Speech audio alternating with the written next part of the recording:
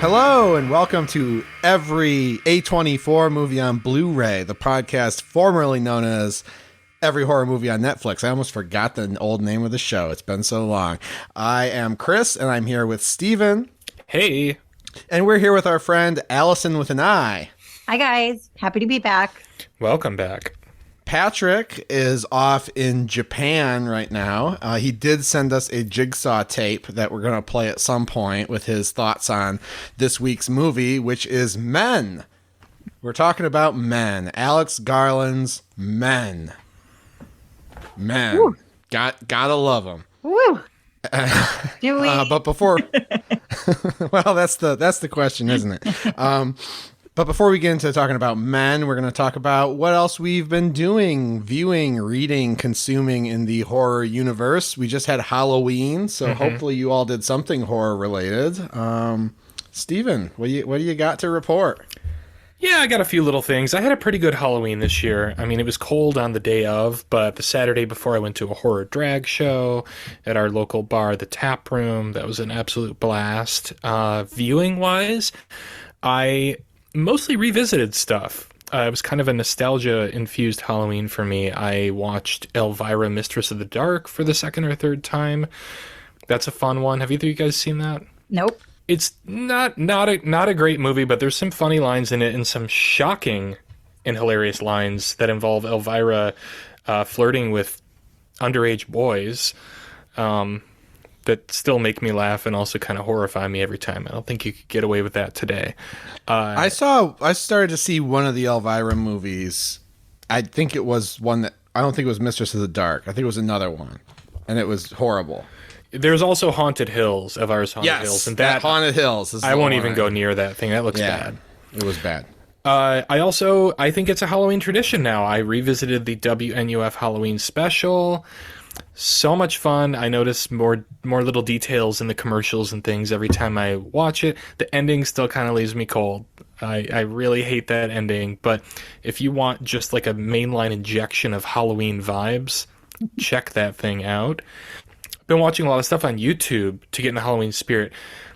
Do you guys remember when like Bravo and Entertainment Weekly used to do like the 100 scariest movie moments of all time? Yep. That sort of thing.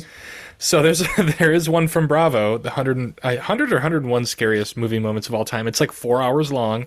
I've just been leaving it on the background, and it's fucking hilarious. One, just to see like what the horror zeitgeist was like, what television programming was like in 2004, whenever this came out, to see who was considered worthy of being a horror talking head at that point as well. There's like a lot of comedians in it, weirdly, like Upright Citizens Brigade. My favorite detail I've noticed so far is John Carpenter is interviewed for it, and he has a circular Band-Aid smack dab in the middle of his forehead for his interview. Like, he wants you to know he fell down some stairs or something. Makeup couldn't take care of it. Wow. Pretty hilarious. And then, okay, lastly, I watched a movie that's been on my list for a while from 4 or 5 years ago called Sator.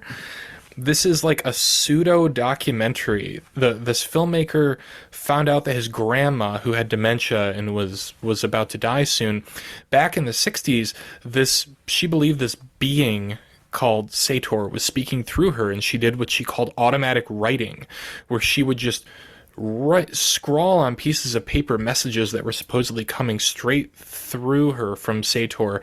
In the movie, there's black and white segments that actually feature interviews with her, and you see the actual quote-unquote automatic writings too that were thought to be lost. And that stuff is all creepy and also kind of charming, because this grandma is like, even though she believes she was haunted by a demon, she thinks he's great and that he could have really helped their family if they hadn't sent her to the psych ward. And she's just this adorable old lady. But unfortunately, the filmmaker tries to graft a fictionalized story on top of it that just, it doesn't make a lot of sense. It's kind of mumblecore. It's hard to figure out who characters are, what they're saying, and it just isn't scary. But I give it an A for effort. I've never seen a film quite like it that takes something real and extrapolates a horror concept onto it. I'm going to pretend I'm possessed when I'm an old person. Why especially not? Especially if I'm in a nursing home or something. I'm going to do that thing. I'm going to pretend I'm possessed by the devil. I'm going to scrawl things. I'm going to have accomplices helping me do things in the nursing home, and outside I'm gonna like research the lives of the people taking care of me and be able to talk as if I'm connected to their Ooh. dead people. I'm gonna have accomplices, I'm gonna have apprentices, and then after I die it's gonna continue. The Taking of Chris. All right. Allison, what have you been up to? How was your Halloween? Oh my gosh. I got really into the Halloween spirit this year. I watched a bunch of really good horror. I read some good horror. I celebrated pretty decently. I did go and see Exorcist Believer. Oof. In the theaters. Yeah. Yeah. Oof is the right word. I think, Exorcist was the first horror movie I remember watching at an age I was completely shouldn't have been able to watch. It was like, I was like 10, but my mom was very like, laissez-faire with horror things. I was reading like her Anne Rice novels when I was a kid and Stephen King. And so letting me watch The Exorcist at maybe age 10 was not like a big departure for her. So I've stayed pretty loyal to all things Exorcist. I've read the novel a few times. It was still hands down maybe the only book that's ever really scared me. But when this movie came out, I was excited. I had high hopes, and the reviews were terrible, so my hopes were not as high, but I still went into it being like, I want to love this movie. And it was fine. It was fine. I really wish that if someone were going to take a stab at this, that they would have made sure they did it really right. It's like, I was disappointed with the lack of just like going there. Like they just didn't have the courage to go all the way. And I think, obviously what made the original Exorcist so jarring was that it was unlike any horror movie that had been made. They crossed major boundaries and, the status quo was completely departed from, and it was just shocking and terrifying. And this movie just didn't do that. And I'm sad about it. I know that it's like part of a trilogy that they're going to be releasing more of, and I wish I were more excited about it, but I will, as a dutiful Exorcist fan, watch all of it and try my hardest to love it. But it felt good. I didn't know we had an Exorcist correspondent. You do, for yes. This show. I am the official correspondent of all things Exorcist. I don't know what the next boundary. I don't know how you could. 1973, I think, is The Exorcist. A different age. Like, what can you do today that's as transgressive as that movie, other than maybe to just not make a movie? I'll tell you what you do. You have 2 exorcisms. Isn't that what they do in this? Yeah. 2 girls get possessed. Yeah. And I don't think it's a spoiler because people are talking about this all over the internet, but Ellen Burstyn returns for this and apparently is in it for like 5 minutes or something. Yeah. Is that true? She's in it for a little longer than that, Okay. And I like that they brought her back. There is a spoiler that I won't talk about as far as I won't talk anymore about that. But I'm glad that they brought her back. That was nice to see, and cool that she's still alive and kicking and able to do the role. But I don't know. Chris, you said like, what could they do that hasn't been done? Like, I don't know. Ask like Ari Aster, maybe have him make it. Or, maybe not the guy that made Pineapple Express, Is that the case? Yeah, it's David Gordon Green, who also did the Halloween reboot trilogy or legacy sequel trilogy, whatever the fuck it is. And like, no one's going to stop somebody from making a movie, but I guess I just wished that there had been I don't know how these conversations go in Hollywood, but that somebody would be like, let me partner up with you and let's do this right, because this is... Well, they spent like, what, $800 million or something on the rights to The Exorcist? Oh, no, that's more than the whole Lord of the Rings trilogy cost. No. I can't be getting that number right? I can't be getting it was a lot of right. money. I do remember it making headlines. And for what? Like a lot of CGI. $400 million. That's a ton of money. It's still so much money for The Exorcist. Mm-hmm. Yeah. For something that doesn't require like big sets or a lot of digital effects or anything either. I mean, it's a pretty stripped down concept. Yeah. And I wonder, I'd love to know what they made the original Exorcist, what the budget was for that, because there was none of what they're spending money on now, Well, we can figure that out easily. It's hard. Yeah. And 12 million? And then compare it to movies around the same time that were made. I don't know how we would do that, but I didn't love it. It was a screw it, I think, for me. So bummer. I also, though, I watched Suspiria for the first time, the original Suspiria, which I absolutely loved. What a great movie. You know, talk about like shock value on a budget. And I'm sure that they didn't have a small budget because there was some, I don't even know, you know, it was set in Italy and it had a lot of beautiful sets. And I don't know if they filmed on location, but like the cinematography was beautiful. The set locations were beautiful.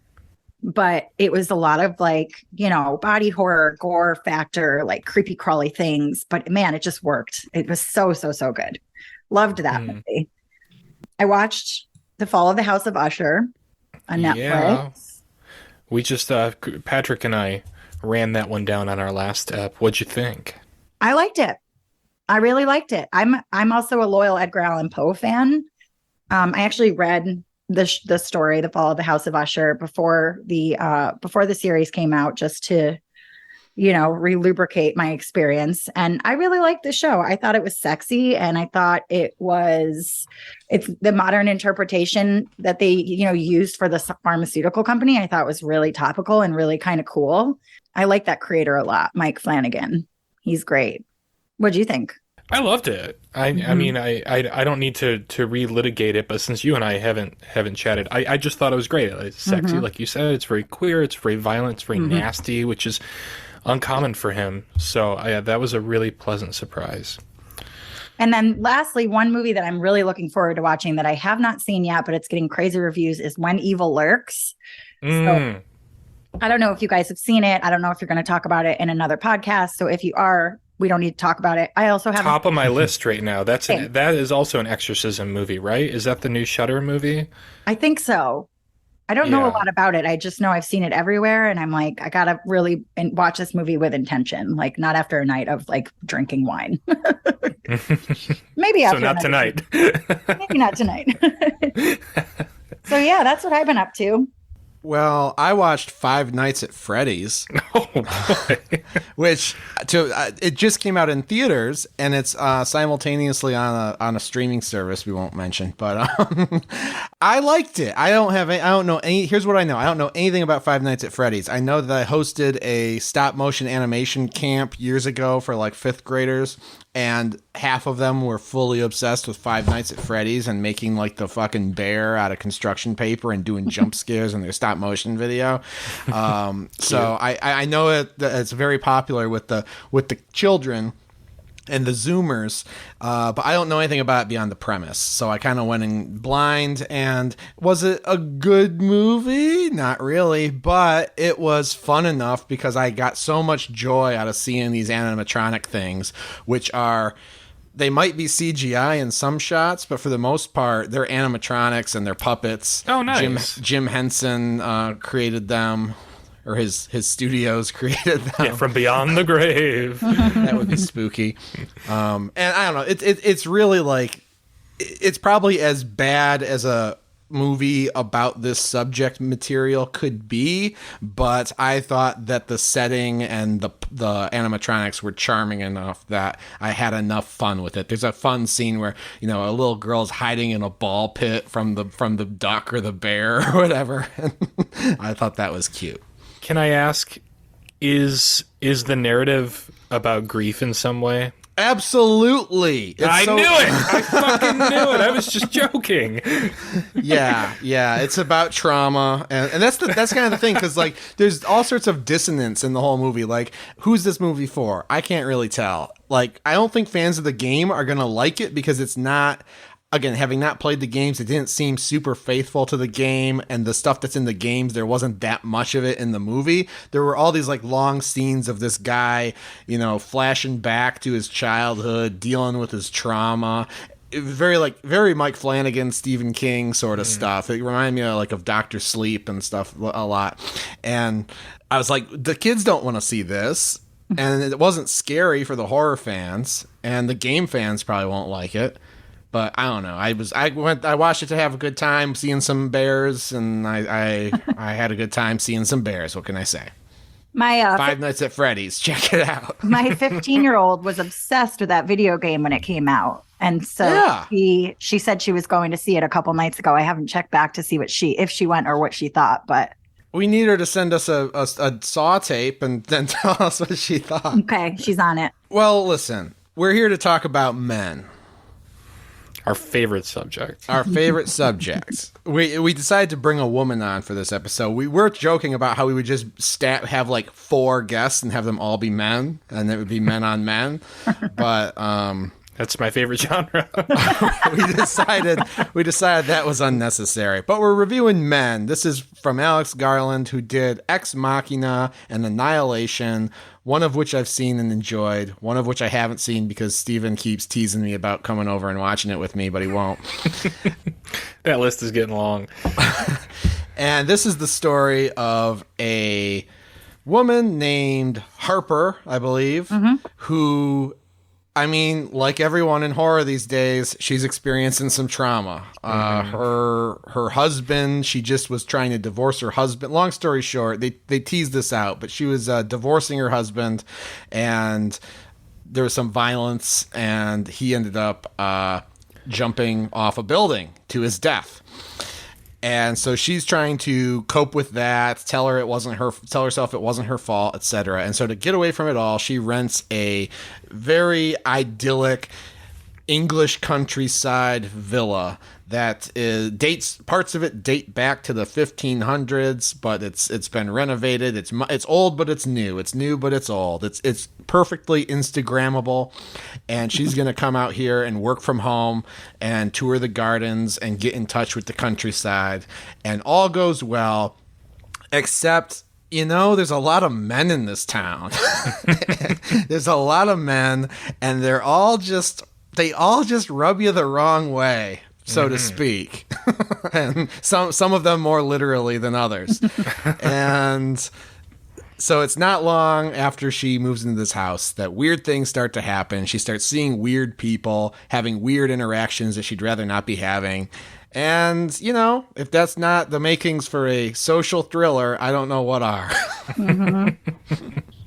Yeah, she goes to this house to heal. It's like, as her friend, one of the only other females in this movie, her friend that she's FaceTiming with the whole time, who's American, says, you chose this place to heal, and you gifted this to yourself for 2 weeks. And basically, like, everything that's going on, like, fuck that, She's rightfully frustrated for her friend because she's not asking much. She just wants some peace and quiet. Yeah, she doesn't need all these men lurking around.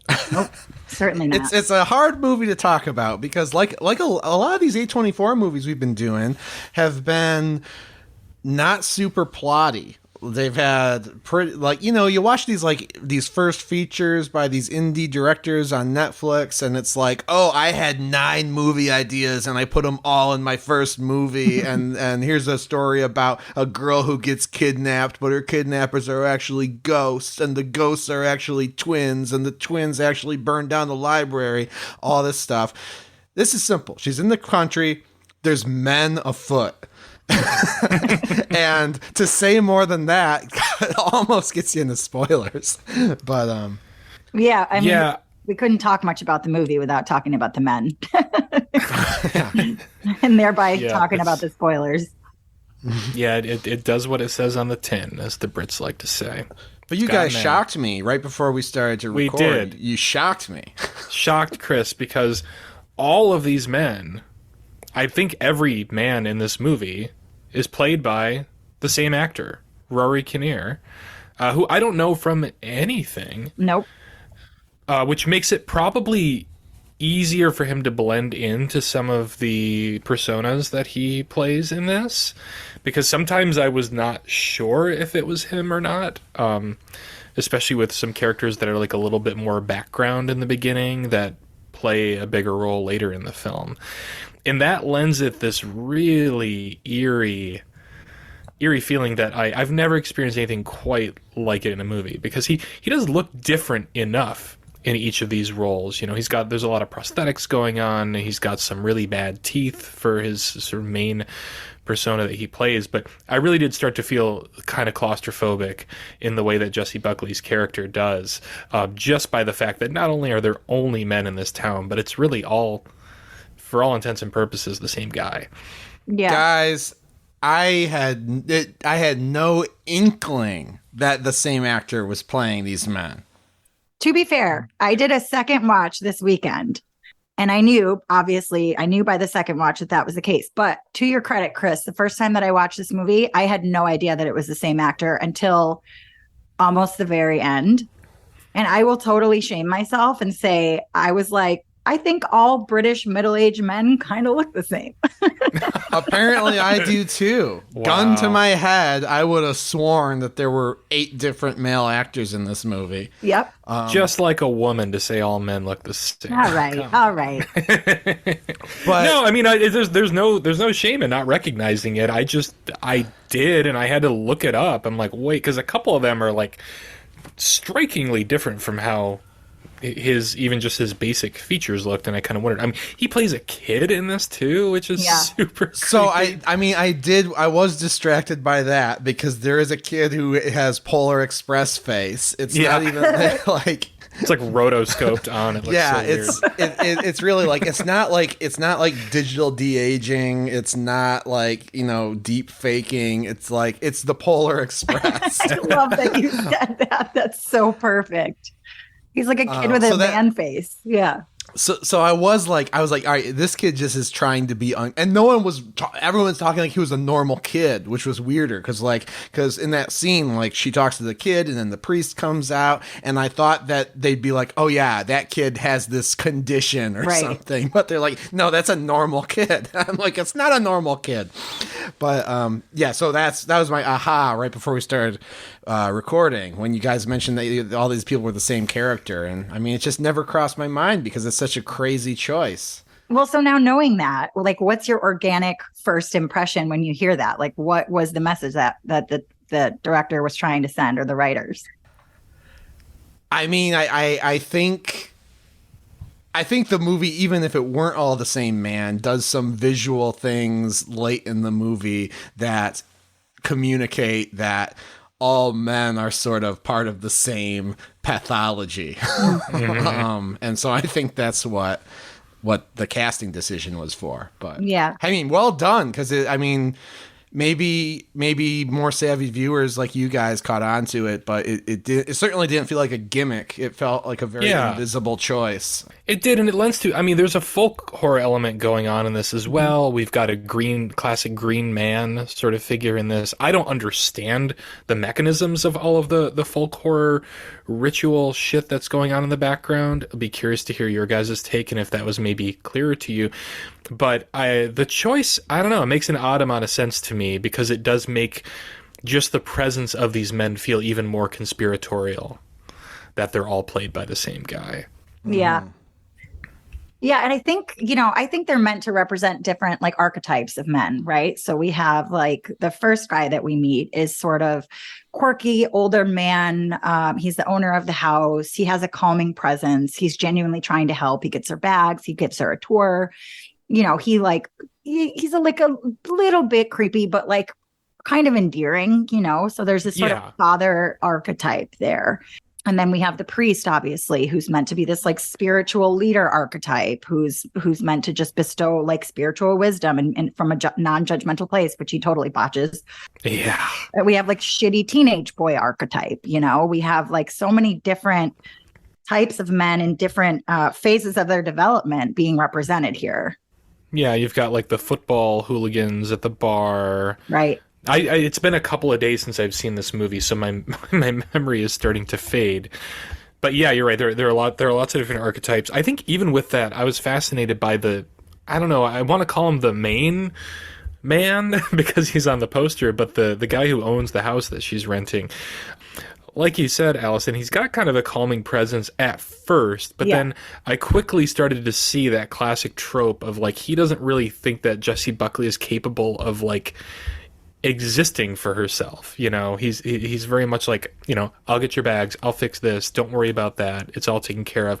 You know, it's a little pushy. It is a little pushy. And I found that very off-putting from the get-go. And the fact that she like lied about being able to play the piano, you know, he said, "Oh, there's a piano, do you play?" And she said, right. "No." And then later she's playing beautifully, but it's like that in and of itself is like, I don't want to perform for you. I don't want to perform for a man.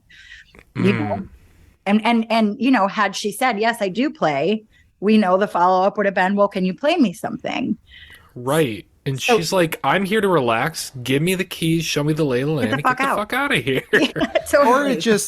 Or it just, you know, opens a door. It provides him access. It's like, because he had already asked by that point, I think, about her husband, you know, in a way that's like, all right, is this normal because she made the reservation under Mrs. or something? Or is this guy, you know, got impure intentions here? And you get the sense that it's like, she's not interested in having any sort of personal interaction with this guy, and he might be fishing for some. Which I think, I think in her mind, in a way, and if I were her, you know, you can chalk some of that like not PC stuff, like, "Oh, where's the hubby?" You know, he asked because she checked in under Mrs. You can chalk some of that up to like the older generation that doesn't know not to ask those questions. And I think coming from a woman, Chris said earlier that I speak for all women today, so I'm going to wear that. Did I say that? I don't know if I said that. I think I said that, and not today, but always. Yes. Thank you. When I need a question, when I want to know the women's perspective, I call Allison. Oh, that's nice. You don't ever call me though, so He doesn't need it. That's how much I care about the female perspective. Right. You just outed yourself. But I think as a woman, if I were her, you know, I think we chalk so many things up that older men do to like, oh, that's their generation, you know, and I think that's legit, you know, like a lot of the conversation has changed around, you know, what's acceptable, what's not, what's offensive, what's not, boundaries and things of that nature. And a lot of those things changed after that generation, you know, so it's just another example of like permission that we give because that's just what older men do. Allison, have you seen Creep? Yeah, I've seen that movie like 3 or 4 times. This movie reminded me a lot of Creep. Interesting. Let me because it plays the same game where it's like, here's a man and you can't tell, like there's and again, when we watched Creep, we all, I think that movie and this movie really work as sort of a empathy machine for men in particular to sort of understand the woman's experience of interacting with a man and being like, doubting yourself about like, is this guy creepy or is he just a little off, a little eccentric? Yeah. Yeah. How much allowance should we give a person? Exactly. And I love that works so well in a horror movie because how much allowance you give that person can have very dire consequences. Right. Like just one of the very first things the first negative encounter that our heroine has in this movie is she's out walking around, just exploring, encounters a deep, dark cave, which is shot in a very ominous fashion. So it's priming us to think it's a little scary, but she goes into the cave and she's having fun with the echoes in the cave. And then there's a shadow. There's a man who stands up at the end of the cave and he's clearly just been sitting there silently for as long as she's been in the cave. And now he's standing up, and now he's walking her way, and it's He's like running. Started running her way. Yeah, her running. And it's like, how much benefit of the doubt do we give in that situation? Yeah, probably not much. Right. And then do we ever figure out if that was the same guy that she saw in the field just a little while later, who was standing by the outbuilding, like completely naked, who then shows up in the garden? Who then shows up everywhere? Like we just, who knows? I think we're meant to think that it probably is, but who can tell? Who can tell? Yeah. Yeah, there's a lot of gaslighting going on with that situation too, because she, you know, rightfully kind of sounds the alarm when she sees this naked guy outside of her house. And because home caretaker Rory Kinnear can't see any evidence of him, he thinks there's no reason to worry. No chance that he could come back. And if he does, we'll deal with it then. Right. Mm-hmm. And that speaks to exactly what you just said, Chris, about the movie Creep, you know, how much leniency do we give people? And, you know, when she's in the bar and she finds out that the police have let this guy go because there wasn't enough to keep him on, you know, she's terrified, as she should be. He stuck his hand in the mail slit and was banging on her door and creeping around her windows. And now he's out. And, you know, it's like, well, that's just crazy old so-and-so, you know, and it's like more gaslighting, you know, it's just. I mean, that's something not even on a personal level do we have that, like that tension between how much leniency should we have with people, what should we allow, when do we decide that someone's actually up to no good or a creep. But like the legal system, you know, I've known women who have had issues with men, and it's like the legal system is not very well set up to protect them, because the legal system's afraid of being overbearing on people, you know, and or not taking the women seriously. But I don't know. Something I thought about when I was watching this movie, I don't know if I talked about this on the show before, was I was dating somebody once who had long story short, her ex was stalking her and broke into her house during the time I was dating her. She was not home at the time. But he was let out of jail on bail. God. You know, after one night. And so I was staying at her house. I was one of several people who were taking turns staying at her house, you know, as sort of a security detail. And it's just so fucking scary. And this movie gets there to be walking around a house at night and you think that there's probably someone out there looking at you from the dark. And we have scenes like that in this movie where after she knows she's in a forest with a bunch of creeps, she's, you know, trying to relax at night, but the big picture window's right there and the dark forest is outside, and you feel like you're being watched. Yeah. And that is something I have firsthand experience with, and it's very uncomfortable. And Lee Winnell's The Invisible Man makes me feel that way too. Oh yeah. It's very good at that.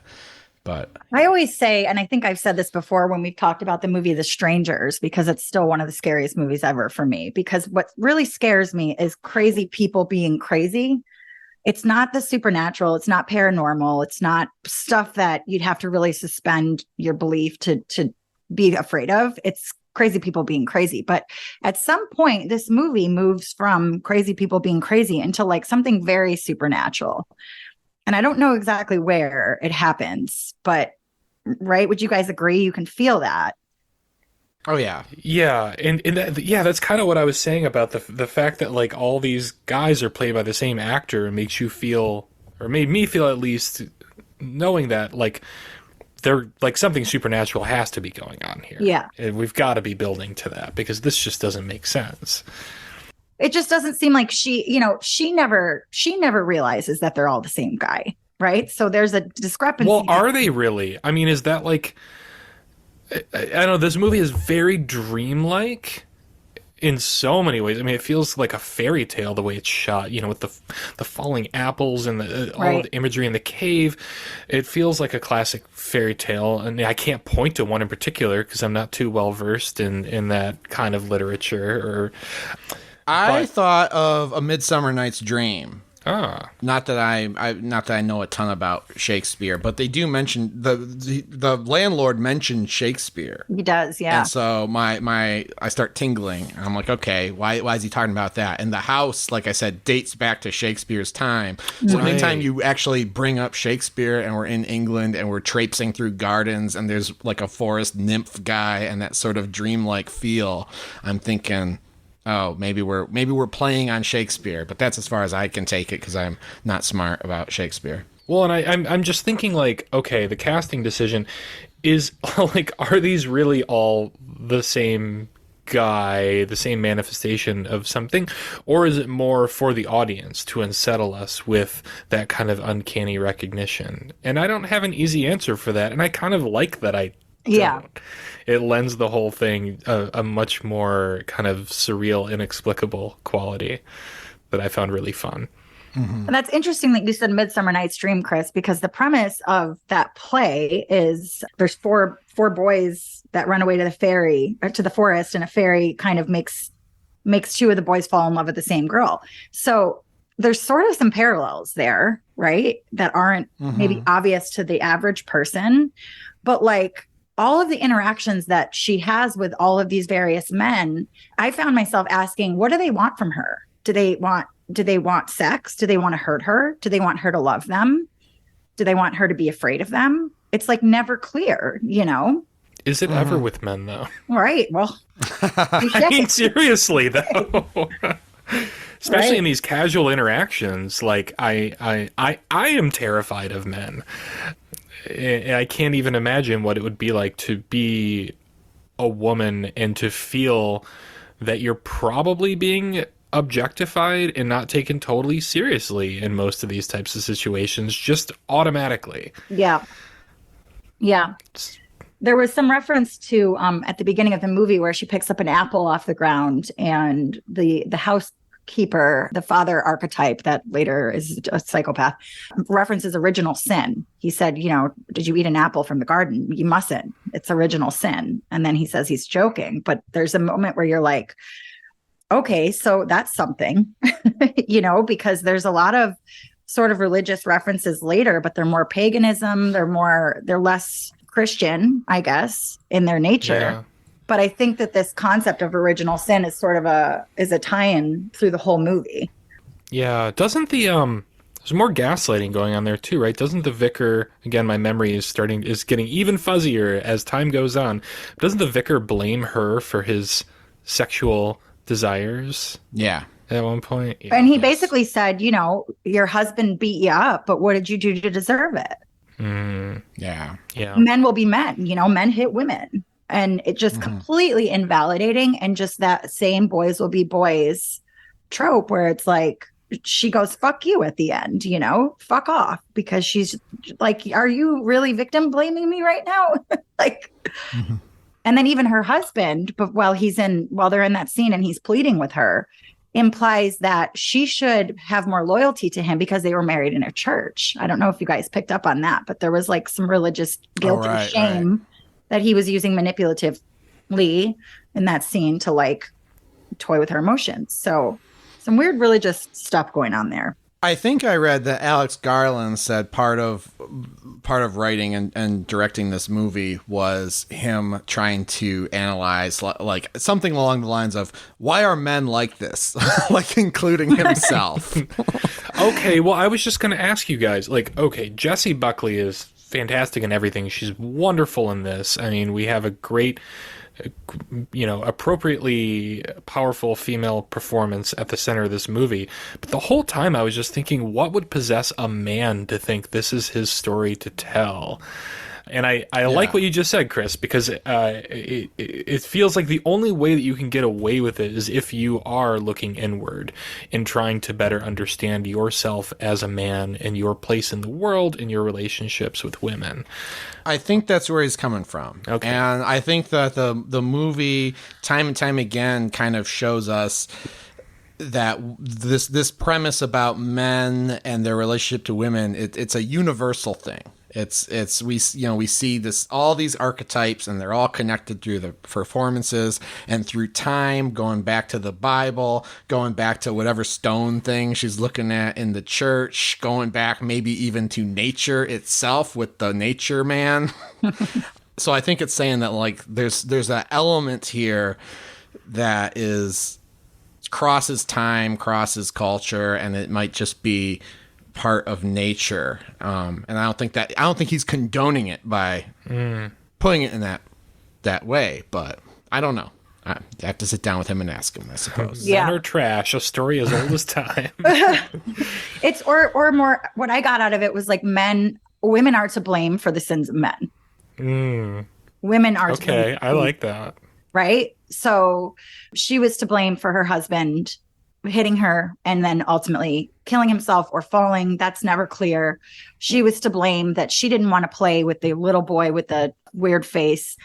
She didn't want to play hide and seek with him. So she deprived him of his fun, right? She didn't want to, you know, when the vicar puts his hand on her leg, I was like, get your fucking hands off of her. Like, I just felt disgusted by that, right? But she was to blame for not validating him, you know? She was to blame for being afraid when nature nude guy is out of jail and she's afraid. It's like, well, you know, whatever. It was just I think that's the tale as old as time. And I hate to say that and sound like the biggest feminist in the room, but I will. And I think that was sort of what I got out of it. That was the theme I got out of it. Mm-hmm. I think that's a really smart read. I mean, I've been spending a couple of days trying to unpack this thing and figure out, like, spoilers, I loved this movie, but I couldn't quite figure out if there was anything more than just surface level in the concept itself that it had to say or communicate. And yeah, your take on it is really getting my gears turning, Allison. Yeah. I mean, even when she was acting in self-defense, when she knifes the arm through the door, which is just one of the most gruesome things I've ever seen, she's to blame. You hurt me. It's like, well, yeah, you were in my space threatening me. Mm-hmm. You were fingering my slot. Right. And I mean, it's not even her space, which might be important because it's, she doesn't have a space of her own in this movie. She has a house that she's renting from a man who has a power dynamic over her. Who could enter at any time. Who can enter at any time, who seems to be in the internet, in the Wi-Fi, inexplicably. Yeah. Forgot about that. One of the most interesting takeaways for me is, and I have to say, I read this in a think piece, but then I thought more about it and saw everything through that lens and then couldn't unsee it. Was like, what do we actually ever learn about Harper? We never get into any character development with her. There's no time to with all these men running amok. Right? Like, say that louder, though. Right? Like, we just don't get, she doesn't get to be developed at all as a person, as a character, because there is just all this shit being thrown at her. Like, we know as much about these men as we do about her. And she's the main, she's the heroine, she's the protagonist. We don't know anything about her. We don't even know what she does for work. She's on a work call. She's only defined by her relationships to men. That's exactly right. Wow, this movie does not pass the Bechdel test. It does not. It does not pass the Bechdel test whatsoever. Probably intentionally. But. I mean, yeah, I think that's the point of it, right? Yeah. Wow. I wish I had that Jordan Peterson drop. What are we going to do without men? I want to just drop that throughout this episode. How am I going to finish my Alex Garland box set without men? God. Well, listen, let's go down to the spoiler room and talk more explicitly about these men. But first, we got to review it. So, Steven, you already, I think you said your review. So, would you view it, cue it, or screw it, man? I would totally view it. This is like one of the only movies we've reviewed for this podcast. And not just this podcast, but our former podcast, that I actually almost watched twice.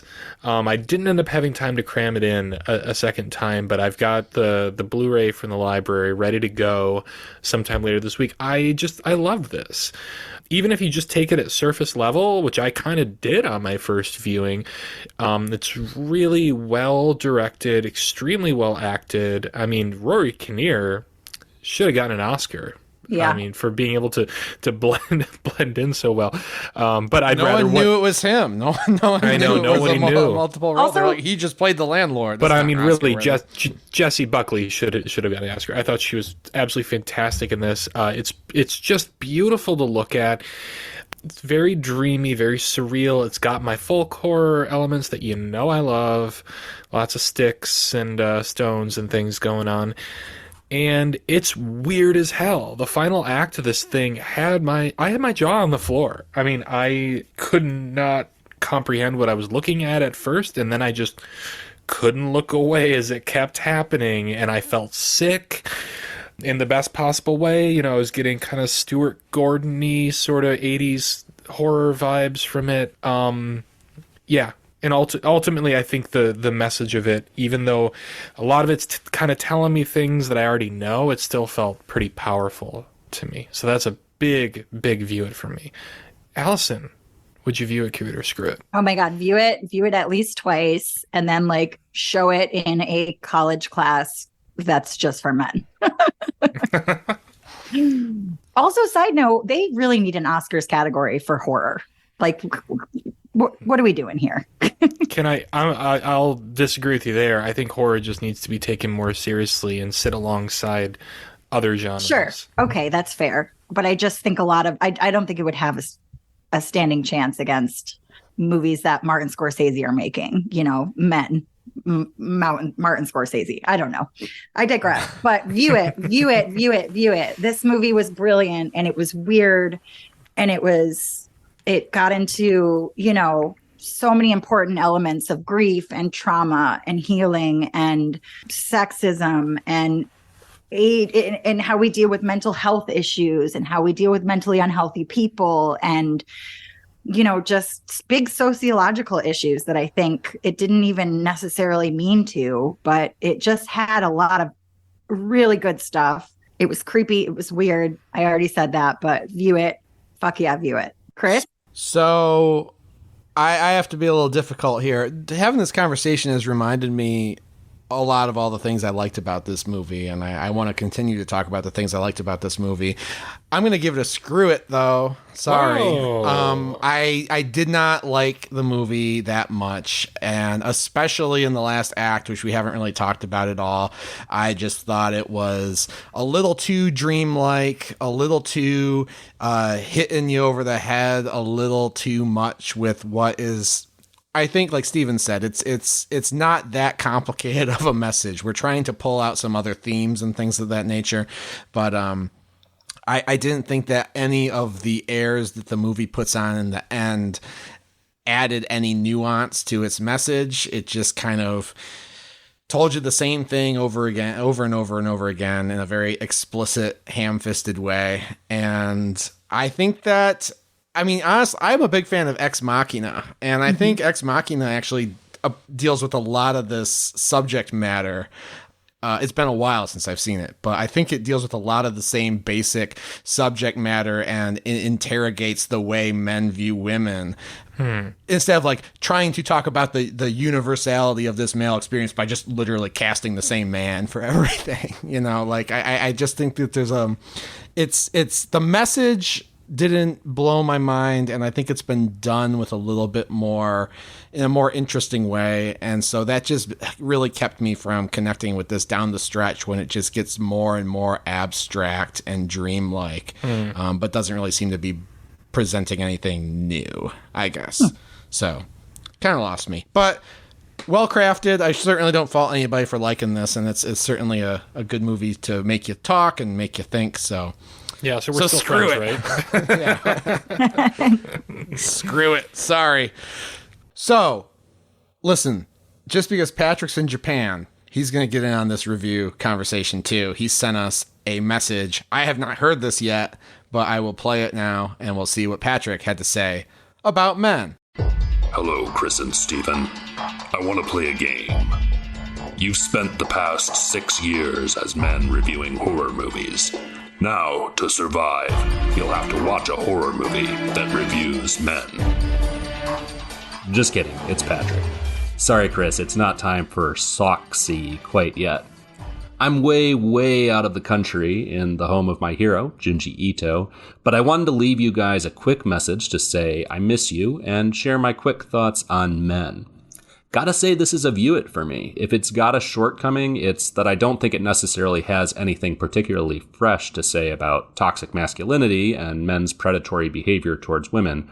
But man, if the substance is a little lacking, the style is incredible. Jesse Buckley and Rory Kinnear both knock it out of the fucking park. The cinematography, production design, and costume design make every shot just a gorgeous feast for the eyes. And of course, who can forget all the crazy shit that goes down in the ending? Between this and Annihilation, I think Alex Garland's psych horror freakout is one of my new favorite film genres. Anyways, loved this one. And before I go, I'll leave you with my pick for next episode. So far on our A24 horror journey, we've watched a lot of movies that are generally pretty well regarded, so I thought I'd shake things up a bit and drag us back in the direction of our normal Amon film quality. We're going to be watching Kevin Smith's Tusk, and I'll say up front that I fucking hated this thing when it came out, so I'm just hoping to find someone to commiserate with. Anyways, miss you guys, love you, and I'll see you soon. Bye! Why is he got to do us right. dirty like that? Come Bye, on. Patrick. Miss you too. But if you troll a man, expect something dirty in return. That's all Also, I'm it's gonna not say. lost on me that he said hi, Stephen and Chris, and left Allison out. So We thanks, didn't know Patrick, until a few keeping days with ago. the theme of women that don't exist in the presence of men, Oh shit! all the way Okay. from Japan. That's a funny zinger, but we have to make sure everyone understands. Patrick sent this before he went to Japan, and then we were like, "Fuck, Patrick's in Japan. We need to bring someone else on the show," and we chose you. So, All right, I'm just razzing him. yeah, of course. All right, well, damn. I guess we're watching Tusk next episode, so Fuck that me. solves that question. I've been strategically avoiding watching this movie. Like, I feel like there are parties that I have not gone to because I knew that Tusk was going to be playing. Well. So Maybe here we go. you can. Maybe you'll be absent next episode too. Yeah, maybe I should book a vacation. But yeah, I think we all sort of are on the same page with Patrick in one way or another. Obviously, he liked the movie a lot, like you guys, but he shared my criticism, which is that it doesn't really have a lot of new stuff to say about toxic masculinity, and the way it depicts it wasn't as charming to me as it was to Patrick. So, Oh, I'm sorry for that, Chris. I'm sorry that your delicate sensibility about toxic masculinity wasn't met. Well, it is all your fault, so I'm glad you're sorry. Allison. yeah. It's my fault. Sorry. Well, we'll go down to the spoiler room and unpack everything about Men that we haven't discussed already. But before we do that, let me remind you that if you are interested in following the show in between episodes, you can find us online. We're on Facebook, Instagram, and whatever the hell they're calling Twitter these days at AmonCast, EHMONcast. More importantly, we're on Discord. We have a really nice Discord community that we like to talk to, and Stephen has a book club there and everything, and it's a very happy place. So you can find the link to that in our show notes, and you can go to everyhorrormovieonnetflix.com, which is still broken, but you can find a list of some of the movies that we've reviewed in the past, and you can buy a t-shirt or a coffee mug that has Every Horror Movie on Netflix art on it. So. Yeah. Can I throw in a little? I want to talk about the book club for half a second because I forgot to at the beginning. We just wrapped up reading Kathy Koja, local Detroit author's early 90s book Bad Brains. We had a really fun discussion in the Discord lounge last night. And next we are going to read for the month of November Chuck Tingle's Camp Damascus. And if you don't know who Chuck Tingle is, he went kind of viral several years ago. He writes very bizarre queer erotica, usually about being, the titles are like Pounded in the Butt by My Uncle Who's a Werewolf and stuff like that. He's a really funny, strange guy, but apparently this is a serious horror novel, and apparently it's also quite scary. So if you want to join in, just go to the thread Stephen's Book Club on our Discord, and we'll be happy to have your voice as we discuss this over the course of the month. All right, well, we're going to go to the spoiler cave now and spoil everything about Men in just a few seconds, so go watch the movie or stick around and wait for that. We've met some of your fans, and we got the impression they were all male fans, the ones that we talked to, and that they were struggling with their manhood, and that you give them this message that it's okay to be a man. It's not okay. It's necessary. What the hell are we going to do without men? These men, they're doing impossible things. They're under the streets, working on the sewers. They're up on the power lines, in the storms, in the rain. What the hell are we going to do without men? It's not okay. It's necessary. What the hell are we going to do without men? They work themselves to death. All right, welcome back. We're down here in the spoiler room, ready to talk some more about Men. And damn, things get. I mean, I've been interrogating my review of this movie because it feels harsh to give this movie a screw it. But when I think about the end of this movie, I stand by the screw it because this movie gets very weird, very weird. Yeah, and you're kind of square, right? You don't do weird. So I'm a little square. I like a story that has like events and isn't a metaphor so much all the time. Hey, fair, because I mean, like I said in my review, what happens at the end of this movie gets really weird. I'm only through this discussion starting to figure out for myself what it meant. It was my reaction to it was purely visceral, and I was into it because I like weird when it's done well, but I couldn't make heads or tails of it at first. I could see it totally losing viewers. Mm-hmm. Yeah. And it lost me. And So what happens here? You would say Act 3 starts when she's driving away. She finally gets her car and is like, does the thing where all the whole time being like, get in your car and go. She finally does it. Hard to say, but things ramp up after she, tries to go to the bar and there's too many men. So she comes home. This is after her house has already been like semi-invaded, and she ends up fucking besieged by men in her house. Yeah. And all the stars are here. We got Landlord, we've got Nature Man, we've got Little Boy, we've got Vicar. And then some new faces too. Some new faces. It's sort of a home invasion sort of thing for a minute, and she's running around with the knife and everything. And then at some point, she catches a whiff of dandelion seeds or something from the Nature Man, has a euphoric experience. And then things just get really weird. She ends up seeing all of these men transform and become bulbous and wet and slimy and become pregnant and give birth through their male vaginas to in some cases other men. Yes. And then through other orifices that don't even exist. Yes. But basically the whole cast iterates through this chain of monstrous pregnancies and rebirths. In a very graphic way that I might say is anatomically correct. I have to give this director props because he definitely studied like what childbirth looks like. Not that I would totally know because I had a C-section, but I watched a lot of birthing videos when I was pregnant to know what to expect. And this shit was on point. It was graphic. But I was given the learning experience at a young age of watching both my siblings be born. So I can sign on that it's accurate.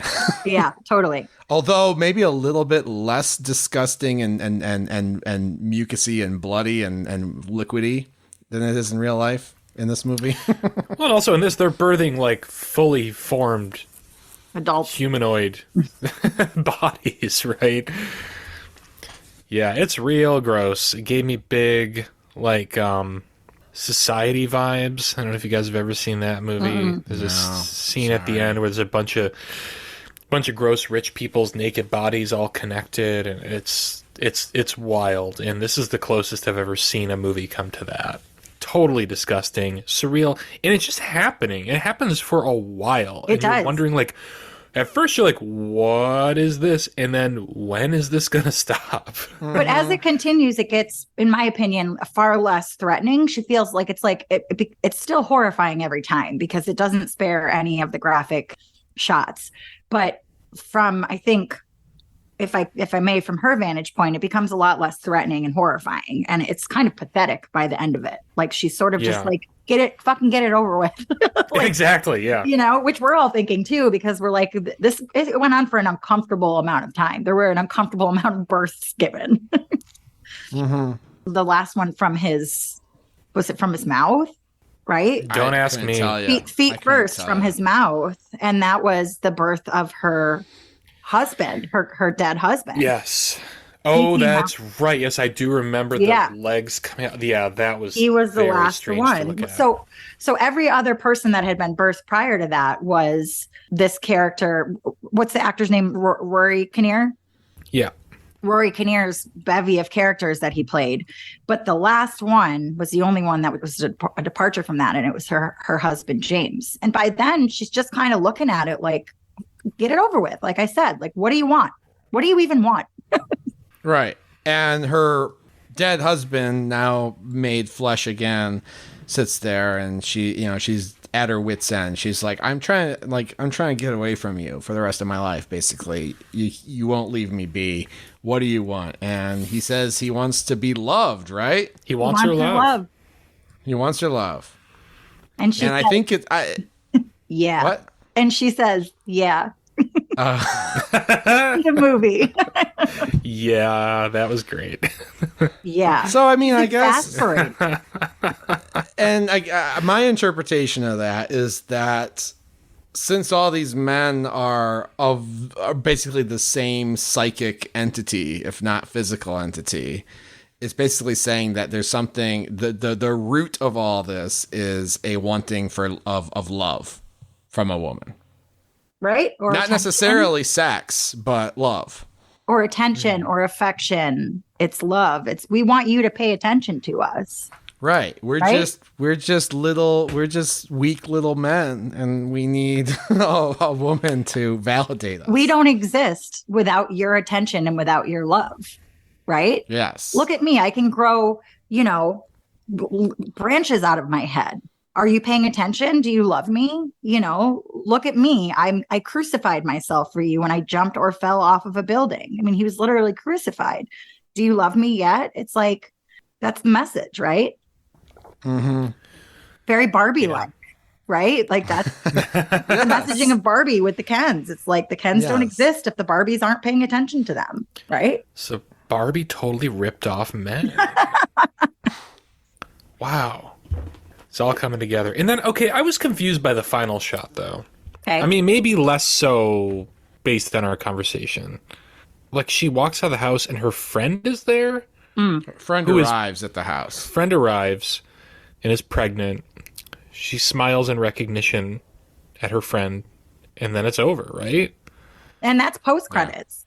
Yeah. Is it? Yeah. Is it? It is, because the last scene is her saying, yeah. Right? I think I'm right about that. I'm not. I think there's I think the title card "Men" shows up. It does. Then You're right. Goes You're right. away, and then You're she comes up, and then there's that shot, and then there's the credits. So that's not technically post credits, but yeah. I mean, the fact that her friend was pregnant, it was like, that wasn't by accident. Yeah. Was she having a boy? Do we? That's the joke I made to myself. Is it's a boy.